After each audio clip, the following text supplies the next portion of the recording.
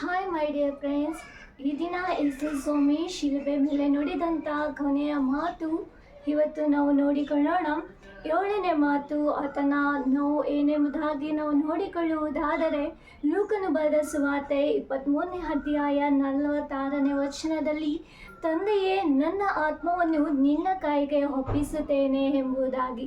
ಇದನ್ನು ಹೇಳಿದ ಕೂಡಲೇ ಯೇಸು ಸ್ವಾಮಿ ತನ್ನ ಪ್ರಾಣವನ್ನು ಬಿಟ್ಟನು ಎಂಬುದಾಗಿ ನಾವು ಸತ್ಯವೇದದಲ್ಲಿ ನೋಡಿಕೊಳ್ಬಹುದು.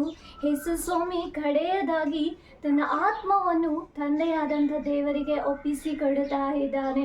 ಇವತ್ತು ನಮ್ಮ ಜೀವಿತದಲ್ಲೂ ಕೂಡ ಅಷ್ಟೇ, ನಾವು ಈ 6 ಮಾತುಗಳಲ್ಲಿ ಯೇಸು ಸ್ವಾಮಿ ನುಡಿದಂಥ ಆ ಶಿಲುಬೆ ಮಾತುಗಳಲ್ಲಿ ನಾವು ಪ್ರತಿದಿನ ಕೂಡ ಒಂದೊಂದು ವಿಷಯಗಳನ್ನು ನಾವು ಕಲಿತಿದ್ದೇವೆ. ಇವತ್ತು ಕೊನೆಯದಾಗಿ ಇವತ್ತು ನಾವು ಮಾಡಬೇಕಾದಂಥ ವಿಷಯ ಏನೆಂದರೆ, ಇವತ್ತು ನಮ್ಮ ಜೀವಿತವನ್ನು ಯೇಸು ಸ್ವಾಮಿಗೆ ಒಪ್ಪಿಸಿಕೊಳ್ಳಬೇಕು ಎಂಬುದಾಗಿ. ಇವತ್ತು ನಮ್ಮ ಆತ್ಮವನ್ನು, ಇವತ್ತು ನಮ್ಮ ಜೀವಿತವನ್ನು ಇವತ್ತು ದೇವರಿಗೆ ಸಮರ್ಪಿಸಬೇಕು. ಏಸಪ್ಪ, ಇವತ್ತು ನನ್ನನ್ನು ಸಂಪೂರ್ಣವಾಗಿ ನೀನು ಹತೋಟಿಗೆ ತೆಗೆದುಕೋ ಎಂಬುದಾಗಿ ನಾವು ದೇವರಿಗೆ ನಮ್ಮನ್ನು ನಾವು ಒಪ್ಪಿಸಿಕೊಳ್ಳುವುದಾದರೆ ಖಂಡಿತವಾಗಲೂ ದೇವರು ನಮ್ಮನ್ನು 7 ಪಟ್ಟು ಆಶೀರ್ವದಿಸುವ ಆತನಾಗಿದ್ದಾರೆ.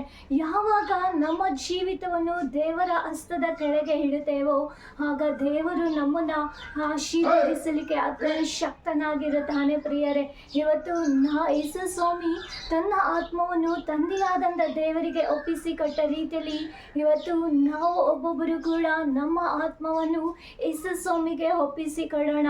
ಇವತ್ತು ನಮ್ಮ ಜೀವಿತವನ್ನು ನಾವು ಯೇಸು ಸ್ವಾಮಿಗೆ ಒಪ್ಪಿಸಿಕೊಟ್ಟು ಇವತ್ತು ನಮ್ಮ ನಡೆ ನುಡಿ ಎಲ್ಲದರೊಳಗೂ ಕೂಡ ನಾವು ಪರಿಶುದ್ಧರಾಗಿ ಜೀವಿಸಲಿಕ್ಕೆ ನಾವು ಇವತ್ತು ಪ್ರಯಾಸ ಪಡುವವರಾಗಿರೋಣ. ಪ್ರಿಯರೇ, ಇವತ್ತು ನಮ್ಮ ಜೀವಿತ ಇವತ್ತು ಯೇಸು ಸ್ವಾಮಿಗೆ ಒಪ್ಪಿಸಿಕೊಡುವುದಾದರೆ ಖಂಡಿತವಾಗಲೂ ದೇವರು ನಿಮ್ಮನ್ನು ಆಶೀರ್ವದಿಸಲಿಕ್ಕೆ ಆತನು ಶಕ್ತನಾಗಿದ್ದಾರೆ.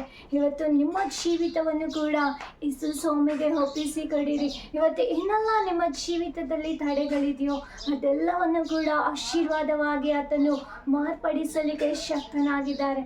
ನಾವು ಒಪ್ಪಿಸಿಕೊಟ್ರೆ ಸಾಕು, ಆತನು ನಮ್ಮ ಜೀವಿತವನ್ನು, ನಮ್ಮ ಲೈಫನ್ನು ಸಂಪೂರ್ಣವಾಗಿ ಆತನು ಕಂಟ್ರೋಲಿಗೆ ತೆಗೆದುಕೊಳ್ಳುವ ಆತನಾಗಿದ್ದಾರೆ. ಇವತ್ತು ಶಿಲುಬೆ ಮೇಲೆ ಯೇಸು ಸ್ವಾಮಿ ನುಡಿದಂಥ 7 ಮಾತುಗಳನ್ನು ಕೂಡ ಈ ವಾರವೆಲ್ಲ ನಾವು ಧ್ಯಾನಿಸಿದ್ದೇವೆ. ಇವತ್ತು ದೇವರು ನಮ್ಮನ್ನು ಈ ಶಿಲುಬೆಯಿಂದ ಬಂದಂಥ ಆಶೀರ್ವಾದವನ್ನು ಕಾಣುವ ರೀತಿಯಲ್ಲಿ ಇವತ್ತು ನಮ್ಮೊಬ್ಬೊಬ್ಬರನ್ನು ಕೂಡ ಆಶೀರ್ವದಿಸಲಿ ಎಂಬುದಾಗಿ ನಿಮಗಾಗಿ ನಾನು ಪ್ರಾರ್ಥಿಸುವವಳಾಗಿದ್ದೇನೆ. ಇವತ್ತು ನಾವು ಪ್ರತಿ ವರ್ಷ ಕಾಣುವಂಥ ಈ ಲೆಂಡೇಸ್ಗಳಲ್ಲಿ ಮಾತ್ರ ಇದನ್ನು ಧ್ಯಾನ ಮಾಡಿ ಅದನ್ನು ಮಾತ್ರ 40 ದಿನದಲ್ಲಿ ಬಿಟ್ಟು ಬಿಡದೆ ನಮ್ಮ ಜೀವನ ಪೂರ್ತಿಯಾಗಿ ನಾವು ಯೇಸು ಸ್ವಾಮಿ ಶಿಲುಬೆ ಮೇಲೆ ನಮಗಾಗಿ ಕಲಿಸಿಕೊಟ್ಟಂಥ ಪ್ರತಿಯೊಂದು ವಿಷಯಗಳನ್ನು ನಾವು ಕಾಯ್ಕೊಂಡು ನಡೆಯುವುದಾದರೆ ಖಂಡಿತವಾಗಲೂ ನಮ್ಮ ಜೀವಿತ ಅತ್ಯಧಿಕವಾದಂಥ ಆಶೀರ್ವಾದವಾದಂಥ ರೀತಿಯಲ್ಲಿ ಇರುತ್ತದೆ.